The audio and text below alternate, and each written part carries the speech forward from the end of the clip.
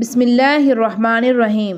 خاتون جنت کی منزلت۔ آپ کے حضور عرض ہے کہ ان مقدمات کے بیان کے بعد خاتون جنت کے مقام و منزلت کی فضا سے ہر قسم کے شکوک اور شبہات کے سیاہ بادل چھٹ گئے ہوں گے، اور یہ تسلیم کرنا پڑے گا کہ خاتون جنت محدثہ تھی، کیونکہ پیغمبر کائنات کی شہزادی کا مقام ارجمند نہ جناب مریم مادر عیسیٰ یا جناب سارہ یا مادر موسیٰ سے کم تھا۔ یہ تمام خواتین ایمان نیبہ نہیں تھی اور نہ ہی شہزادی جنت نیبہ تھی۔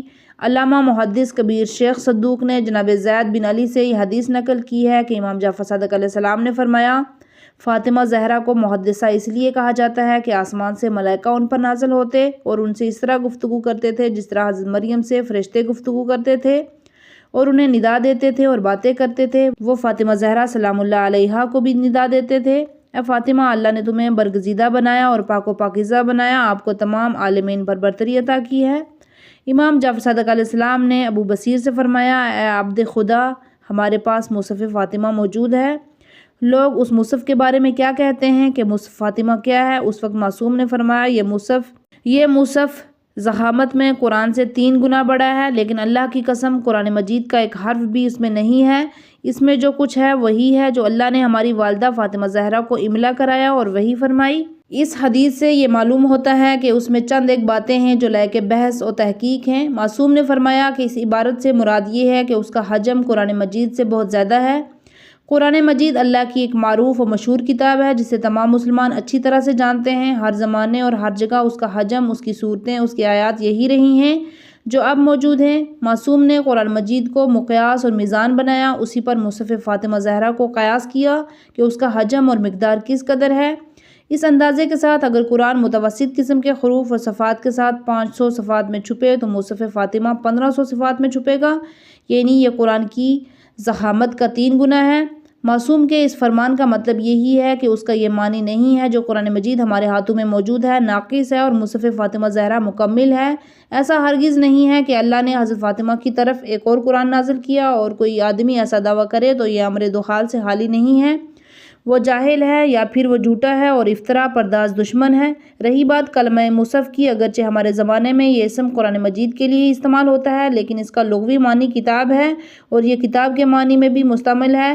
علامہ رازی نے مختار الصحاح میں لکھا ہے کہ مصحف کی میم مضموم ہے اور مکسور ہے، لیکن اصل ضمہ ہے کیونکہ یہ صحف سے ماخوذ ہے کہ اس میں صفحات جمع کیے گئے ہیں جو صفحات کو جامع ہوتا ہے، یعنی 2 جلدوں کے درمیان صفحات صراح اللغت میں ہے۔ مصحف کی میم کسرہ اور ضمہ کے ساتھ ہے جس کا معنی کتابچہ ہے۔ فراہوی نے مصحف کی وضاحت میں کہا ہے کہ کچھ عرب بعض حروف کو ثقیل سمجھتے ہیں، اس لیے ضمہ کی جگہ کسرہ لگاتے ہیں، اسی دلیل کی بنا پر مصحف کو مصحف میم مکسورہ کے ساتھ پڑھتے ہیں۔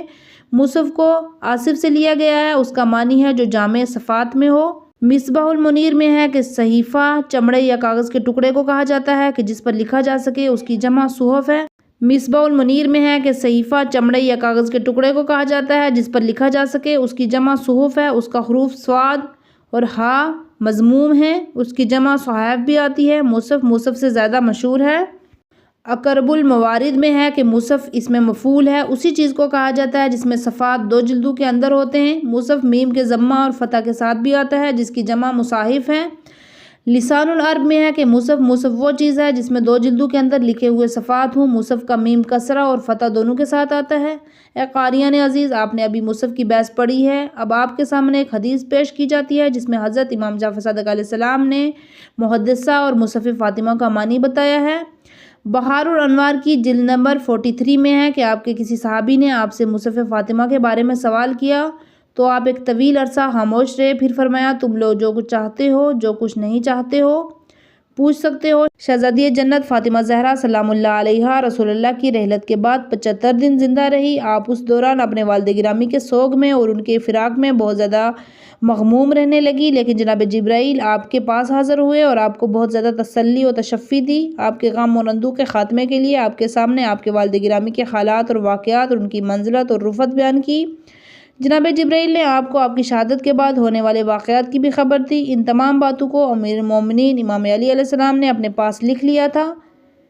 پس یہی مصحف فاطمہ زہرا ہے۔ حسین بن ابو العلا سے مروی ہے کہ امام جعفر صادق علیہ السلام نے فرمایا مصحف فاطمہ ہرگز اس قرآن کی مانند نہیں ہے۔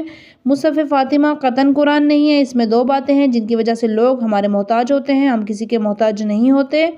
اس میں ایک تازیانہ کا حکم بھی ہے، آدھے تازیانہ اور تہائی تازیانہ کا حکم بھی ہے، خراش کی بھی دیت ہے۔ ایک اور روایت میں ہے کہ مصحف فاطمہ کتاب ہے، اس میں قیامت تک آنے والے حوادث اور واقعات کا ذکر ہے اور قیامت تک آنے والے حکمرانوں کا تذکرہ بھی ہے۔ اب باقی بات رہ گئی جملہ اوحا الیہا کی۔ قرآن مجید کے مطالعے سے یہ معلوم ہوتا ہے کہ وحی صرف انبیاء اکرام کے لیے خاص نہیں ہے بلکہ اللہ تعالیٰ نے غیر انبیاء کو بھی وحی کی ہے۔ ان آیات بینات کا مطالعہ فرمائیں۔ سورہ فصلت آیت نمبر 12۔ ہم نے 2 دنوں میں 7 آسمان بنائے اور ہر آسمان کی طرف اس کے امر کی وحی کی۔ سورہ مائدہ آیت نمبر 111۔ اس وقت کو یاد کرو جب میں نے حواریوں کی طرف وحی کی، مجھ پر ایمان لاؤ اور میرے رسول پر۔ سورہ انفال آیت نمبر 12۔ اور وہ وقت بھی یاد کرو جب آپ کا رب فرشتوں کو وحی کر رہا تھا، تم ایمان لانے والوں کو بھی ثابت قدم رکھو۔ سورہ نحل آیت نمبر 68۔ اور تیرے رب نے شہد کی مکھی کو وحی کی کہ وہ پہاڑوں میں اپنے گھر بنائے۔ سورہ قصص آیت نمبر 7۔ ہم نے موسیٰ کی والدہ کو وحی کی کہ وہ انہیں دودھ پلائیں۔ سورہ طٰہٰ آیت نمبر 38۔ جب ہم نے آپ کی والدہ کی طرف اس بات کا الہام کیا جو بات الہام کے ذریعے کی جانا تھی، تو ان آیات سے واضح ہے کہ وحی نبیوں کے ساتھ خاص نہیں ہے اور نہ صرف انسانوں کے ساتھ خاص ہے بلکہ اللہ تعالیٰ نے ہر انسان کی طرف وحی فرمائی۔ اللہ نے حوارین، ملائکہ، شہد کی مکھی، حضرت موسیٰ کی والدہ کی طرف وحی فرمائی۔ اب آپ کے لیے یہ مرحلہ سخت نہیں رہے گا کہ اللہ تعالیٰ نے خاتون جنت کی طرف اس طرح وحی فرمائی جس طرح حضرت موسیٰ کی والدہ کی طرف وحی کی تھی۔ مصحف فاطمہ۔ ہماری اس بحث کے آخر میں یہ گزارش ہے کہ مصحف فاطمہ ایک بڑی سقیم کتاب ہے جس میں تمام دینی احکام اور تفصیل کے ساتھ موجود ہیں، حتیٰ کہ اس میں اسلامی حدود بھی مکمل تفصیل کے ساتھ بیان ہوتی ہیں۔ اس میں جس جرم کی سزا ایک کوڑا ہے اس کا بیان بھی، اگر نصف یا چوتھائی کوڑا سزا ہے اس کی تفصیل بھی موجود ہے۔ خراش کی سزا بھی اس میں موجود ہے، اس میں آپ کے دور سے لے کر قیامت تک آنے والے بادشاہوں، فرما رواؤں کے نام بھی موجود ہیں۔ علاوہ ازیں اس میں قیامت تک آنے والے تمام حوادث کی تفصیلات بھی موجود ہیں۔ یہ بات روشن ہے کہ ان تمام علوم کا سرچشمہ علم خداوندی ہے۔ یہ تمام علوم انہیں اس کی طرف سے حاصل ہوئے، ہر چیز کا علم اسے حاصل ہے، وہ ہر حال میں اپنے بندوں سے آگاہ ہے، اس کا علم پوری کائنات کو محیط ہے۔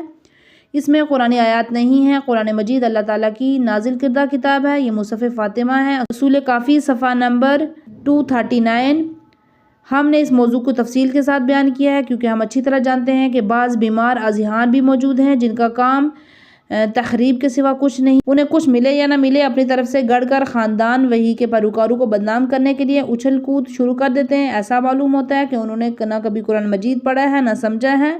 وحی صرف پیغمبر خدا کی طرف نہیں ہوتی بلکہ ان کے علاوہ دوسری مخلوق جیسے شہد کی مکھی اس کی طرف بھی وحی ہوتی ہے۔ ہم نے اپنی بات کو صرف اسی لیے طول دیا ہے تاکہ ان کی زبان بند رہے اور وہ اللہ کی مخلوق کو فریب نہ دے سکیں۔ ہم ان بدماشیوں کا حساب اللہ پر چھوڑتے ہیں اور انہیں خود سزا دے گا۔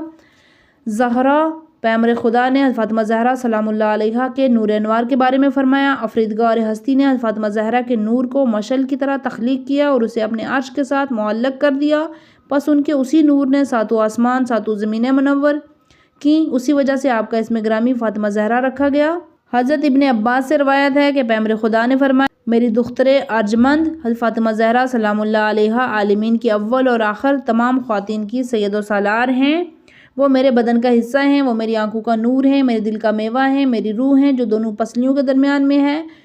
وہ انسان کی شکل میں حور ہیں۔ جس وقت وہ بارگاہ خداوندی میں اس کی بندگی اور عبادت کے لیے کھڑی ہوتی ہیں تو اس وقت اس کا نور ملائکہ آسمانی کے لیے اس طرح جگمگاتا ہے جس طرح ستاروں کا نور اہل زمین کو دکھائی دیتا ہے۔ ان دونوں حدیث کی روشنی میں ہم نے یہ معلوم کیا کہ فاطمہ زہرا کو زہرا کا لقب کیوں دیا گیا۔ اس مضمون کی ایک اور حدیث بھی ہے، ان کے چہرے سے نور پھوٹتا تھا، یعنی ایسا چہرہ جو ذوفشاں تھا۔ علاوہ ازیں حضرت فاطمہ زہرا کے اور اسما بھی ہیں۔ آپ کا ہر اسم آپ کی فضیلت، آپ کے امتیازات کا ایک جامع بیان ہے اور ان میں سے کچھ اسما یہ ہیں: بطول، عذرا، ہانیہ ہنو سے ہے، ہانیہ اسے کہا جاتا ہے جو اپنی اولاد کو ٹوٹ کر چاہے اور ان پر بہت زیادہ مہربان اور شفیق ہوں۔ آپ کی کنیتوں میں سے ایک کنیت ام ابیہا ہے اور یہ کنیت تمام کنیتوں سے افضل ترین کنیت ہے۔